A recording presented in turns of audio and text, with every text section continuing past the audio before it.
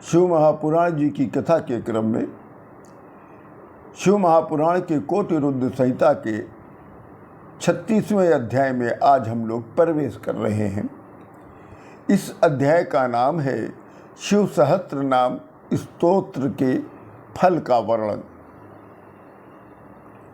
विष्णु जी के द्वारा किया गया उत्कृष्ट सहस्त्र नाम का शिव स्तुति सुनकर शिव जी अति प्रसन्न हो गए। एक समय शिव जी ने विष्णु जी की परीक्षा के लिए सहस्त्र नाम से अर्चन के लिए लाए गए सहस्त्र कमलों में से एक कमल का पुष्प हरण कर लिया। सहस्त्र कमलों में से एक कमल कम हो जाने पर विष्णु जी व्याकुल हो गए। सोचने लगे कि मेरा एक कमल कहाँ गया। क्या मेरा जब एक कमल कम पड़ रहा है तो क्या मेरा ये नेत्र ये कमल का स्थान ले सकता है। ऐसा विचार करके विष्णु भगवान ने अपने एक नेत्र को निकालकर शिव जी को जैसे ही अर्पित करना चाहा है वैसे शिव जी प्रकट होकर कहते हैं कि हे विष्णु, ऐसा मत करो, ऐसा मत करो।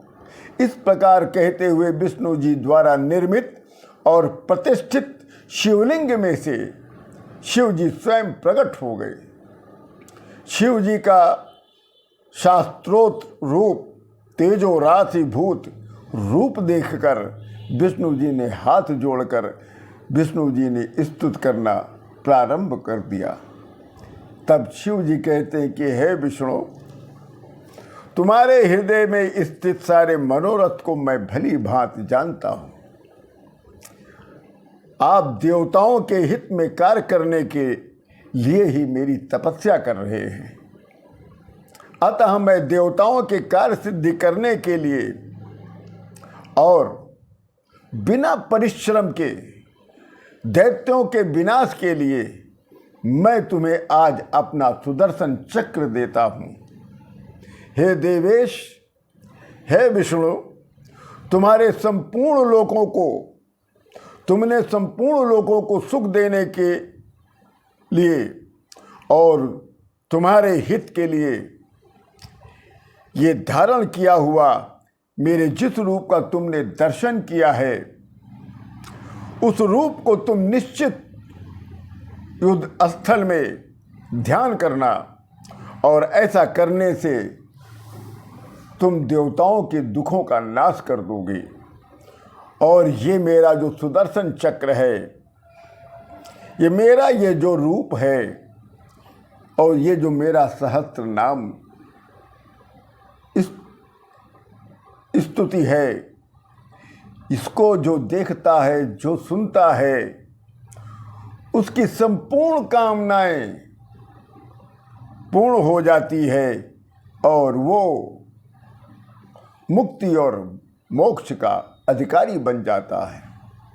उन्हें संपूर्ण कामनाओं की अविनाशी सिद्धि की प्राप्ति हो जाती है।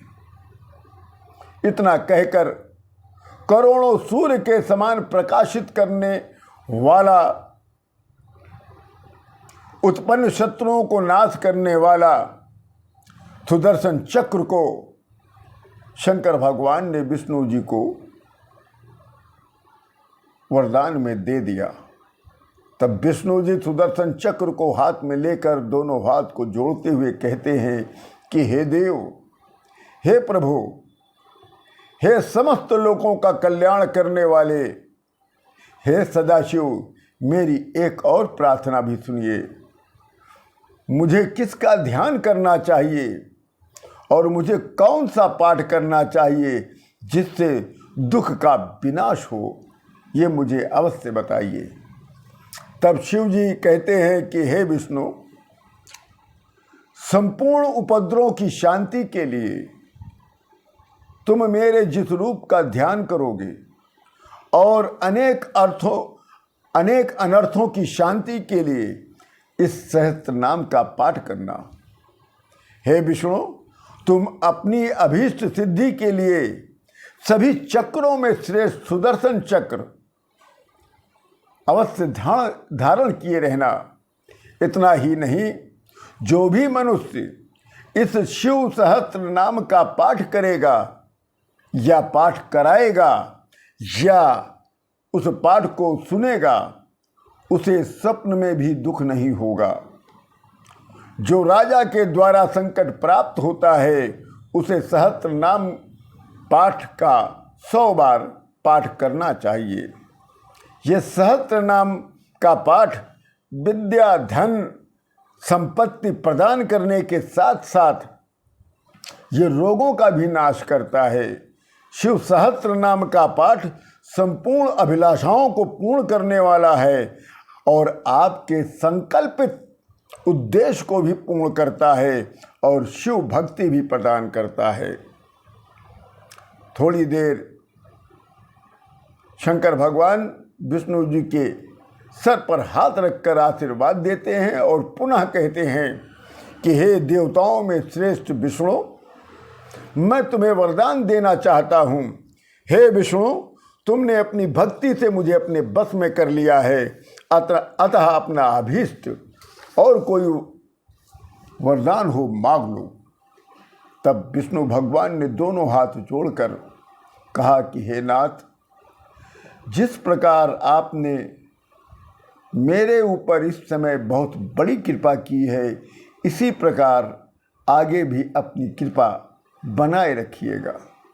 हे महादेव, मुझे वरदान देना चाहते हैं तो एक वरदान दीजिएगा कि आप में सदा मेरी भक्ति बनी रहे और आप सर्वदा मुझ पर प्रसन्न रहें और आपके भक्तों को कभी भी दुख ना हो। मुझे एक यही वरदान और दे दीजिए। तब शंकर भगवान कहते हैं कि हे विष्णु, तुम्हारी मुझ में अविनाशी भक्ति सदा बनी रहेगी और तुम इस लोक में देवताओं से भी अधिक वंदनीय और पूजनीय होगे। तुम्हारा एक और नाम होगा, वो नाम होगा विशंभर।